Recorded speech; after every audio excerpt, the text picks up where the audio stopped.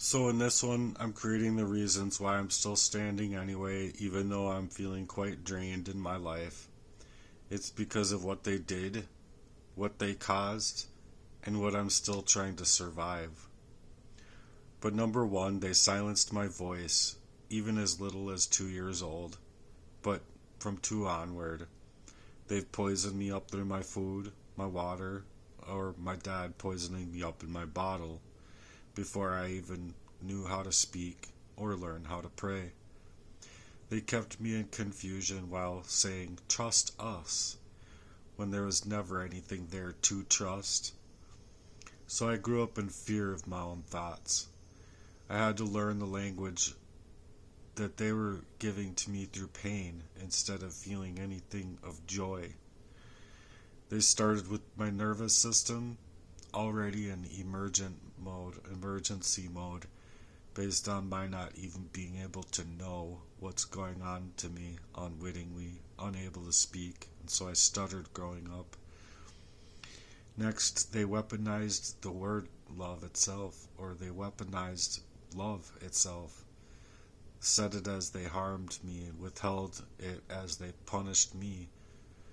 They used it to manipulate every bond I tried to make, even with themselves. Growing up, I began to feel guilty for needing any connection, for needing any kind of support, and for needing any kind of love. They would push me off, and it would be like more like a chore to have to love me at such a young age than to actually really love me. So I couldn't tell real love from control from a very young age. I didn't know the difference, and then so when I saw it out in the real world, it was really confusing to me. I told myself at a young age, how are they getting that love? How are they supporting each other and loving each other?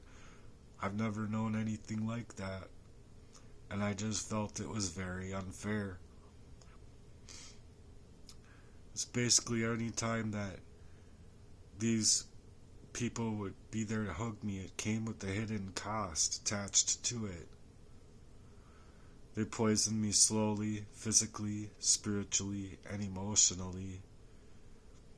Arsenic that I believe it was, and all the way into the latest here, believing it was cyanide, among others. So I'm lucky to be alive and have had a heart problem ever since that they're trying to stage as just my not taking anything for diabetes. But that's wrong. I did take things for diabetes. It was just making me unwell, very unwell, and I don't think that I would have been able to work and continue working when I was working, you know what I mean? And now it's like, because they've taken away my work and stuff like that, they're utilizing it to gaslight me, both medically and mentally, by these people, my own brothers, my own proxy made friend, and the proxy girlfriend, or girlfriends, I should say. It's the kind of poisoning that makes your own body begin to betray itself. So my heart skips like it's dodging bullets. My memory feels rigged, like a fog that weighs more than the gravity out here itself. If there even is such thing as gravity, I believe that our hearts are magnetic, and so there's a magnese in our body, and the earth itself is magnetic. At least that's my belief. Though I'm expected to smile through symptoms I didn't choose, I still chose to smile and chose to be good with other people around me. Even if I was being mocked for my dreams, being called crazy, or believing in that healing nature of humanity, they demonized my voice when I started raising my own voice. Because, well, they never allowed me to be myself, so they weren't trying to allow me to be able to raise my own voice, or raise my own voice up to be able to speak, is what I mean. But I got second guessed in every desire that I've ever had. and especially if it had anything to do with my holy desires. I got buried in my creative gifts under survival mode, just like much like I'm in right now. I don't think I'll ever be able to drum again. As far as good as I once was, and as far as I was able to practice before, they're not even allowing me to my origination of self with what they have done to me. It's because you have to move differently. If you don't move differently, much like continuing to take their food and continuing to take their water and coffee, it would have led me to be dead today, and I at least know that for myself. So it's the hardest thing to prove to other people when I've been being poisoned up.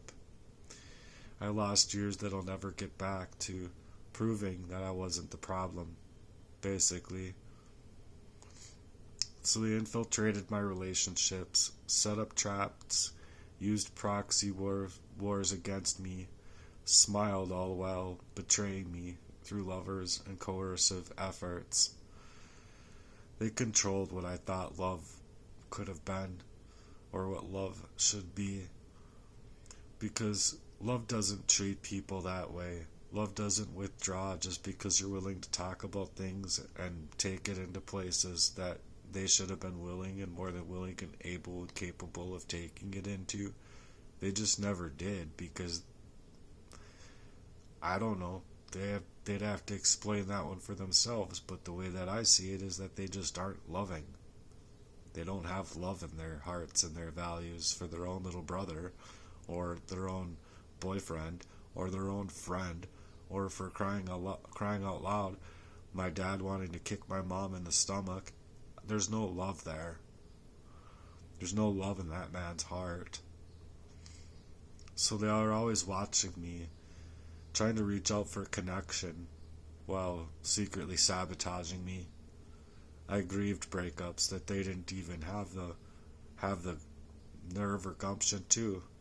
As far as Jesse told me, it was as easy as shutting off a light switch. We can't be friends anymore. Oh, okay. And it's as easy to him as shutting off of a light switch.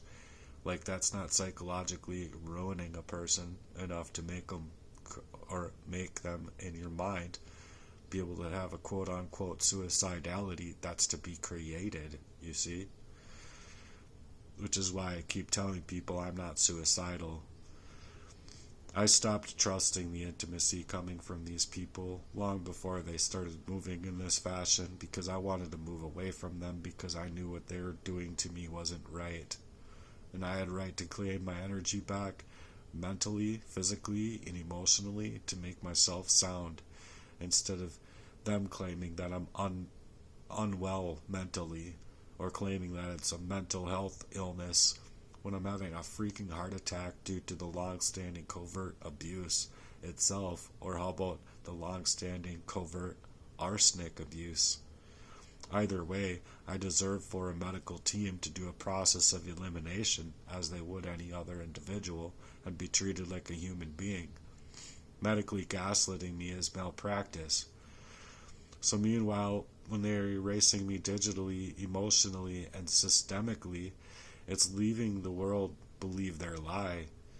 While all I was trying to do is tell my story, they were trying to steal my story, just like they stole my Facebook, just like they stole my mind away from me unwittingly, just like they stole my reasoning skills unwittingly, just like they stole upon my love life unwittingly at times, just like they gaslit me, just like they took away the right to me to move differently in my life in any other fashion. That's why I studied things like gang stalking and targeted individuals and organized crime and how they set things up in that way. But I had to become a witness to my own case without any help, basically.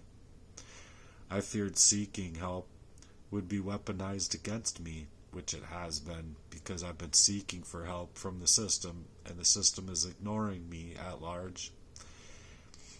And they're actually trying to come after me, making me have to fight harder every day having to fight harder just to stay visible out here. And I deserve a love life. I deserve my own life without all of these people regarding anybody or anything that I have to say is not worthy of that love. And if that's the case, if that's really honestly the case, then I should be able to go out and take pictures of birds or just do my own thing, you know, not be murdered. No one has the right to murder anybody. But that's who they're protecting then? That's just a sick and heinous fucking crime in and of itself. Like, I'm asking them when I call them, you can even find it in my video. What are you doing in this case? They're not going after the rightful parties. They're leaving me in duress. And nobody's doing anything as far as creating justice goes for me. They're leaving me without anything. It's just so sick. I think I'm gonna have to stop because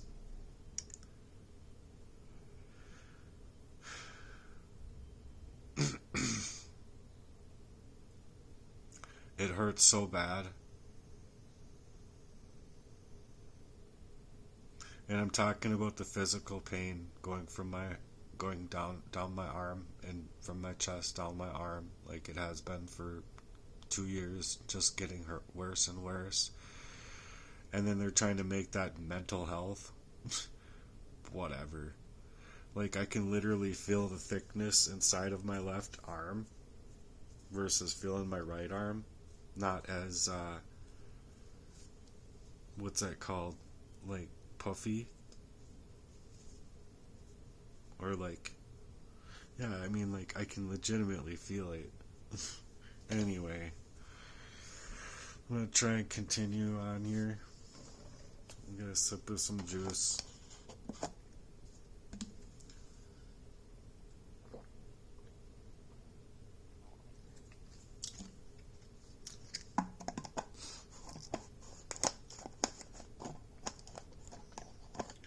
So yeah, the next one is a big deal because they're hacking away my accounts, so that's like stopping me from reaching other people. It's controlling access to my own money, my own words, my own presence online. When they're hacking me in that kind of way to have me have to freeze accounts, things like that. They're leaving me shouting into a void for help while not helping. So that's what I believe police reports have done. Literally, like, they've left me seeking for answers and seeking for help, but it just isn't coming. I've lost income. I've lost allies, and legitimately the proof of who I was when they've stolen away my journal, or not the police. I'm saying that when the hacker did, who I realized was Jesse, Kenny, or Jeff, or somebody, but I think it was Jesse Lee. I believe that they've had ample time to get rid of evidence, basically, so that they're just trying to leave them with enough time to where, oh, get rid of this, that, and the other, or what does it even matter?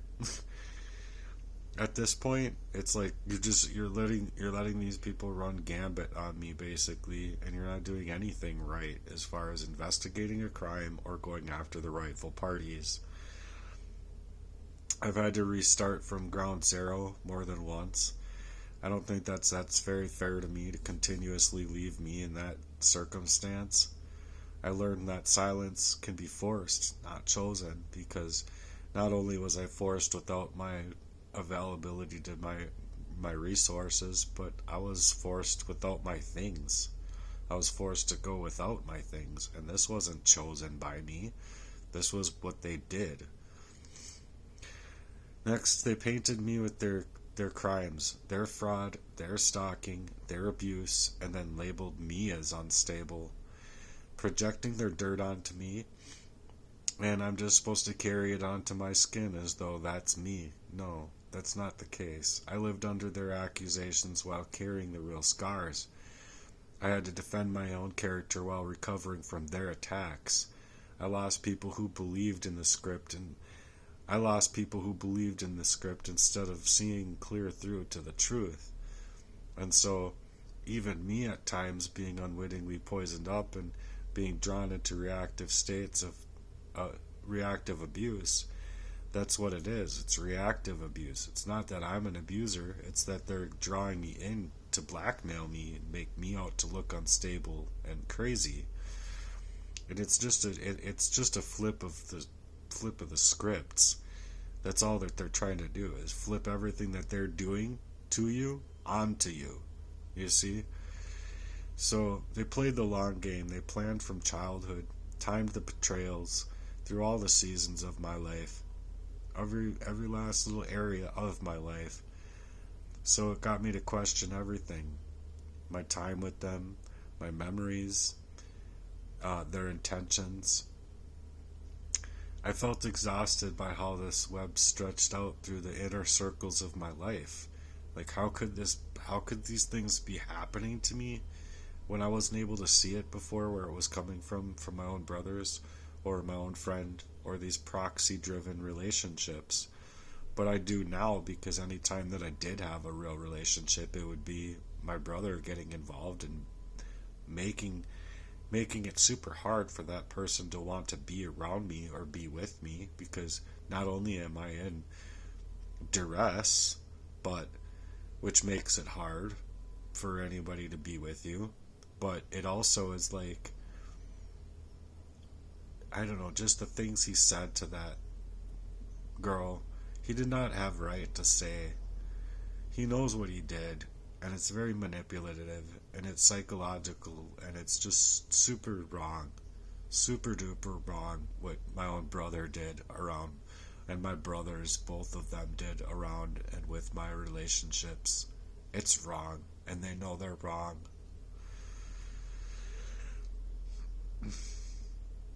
Seriously, it just leaves you to not know where the edge of the trap is, because you're like, you're in a covert warfare against you, and you just don't know where it's coming from, where it's gonna stop, what you're gonna have to do next. And so, just like they would religiously gaslight me, God would want you to forgive. Right after they did things and made things happen again, they made the grace of a whole syndicate of a trap. So they had to try and confuse my faith with submission to the abuse, is what that is. I had to untangle religion from real relationships with God. So I went to God to untangle those things, and it worked. Which is why I love God. I wrestle with the idea of mercy because I needed justice. So even if I'm asking for mercy from the Lord, I really need justice to happen in my life. I'm gonna stop right here because I got through 10, and I have to take a break, but I have 30 of these, and so I'll hopefully be able to finish a whole video and make more about this. But it's just the fact that they're hurting my reality just so badly that it's just not helping me actually get to being able to be me. And I've said it before, and I'll say it again. I would like to personally do Matthew the way Matthew would want to do Matthew, not the way that these people want to paint Matthew. You see what I mean? Anyway, I believe wholeheartedly I have that right. I'm 44 years old, and I've been poisoned up all of my life on and off, and it took me up until 43 years old to figure it out. So I would really like your supportive efforts out here. It would really be encouraging for me to know that there's people out here with hearts that care. I just don't know what else to do. I've been doing everything that I can to get my life back, but anything that I do, I'm being set up and drawn thin. Same thing with gig apps and gig app communities. They're trying to come after me in a way that's like just ungodly, you guys.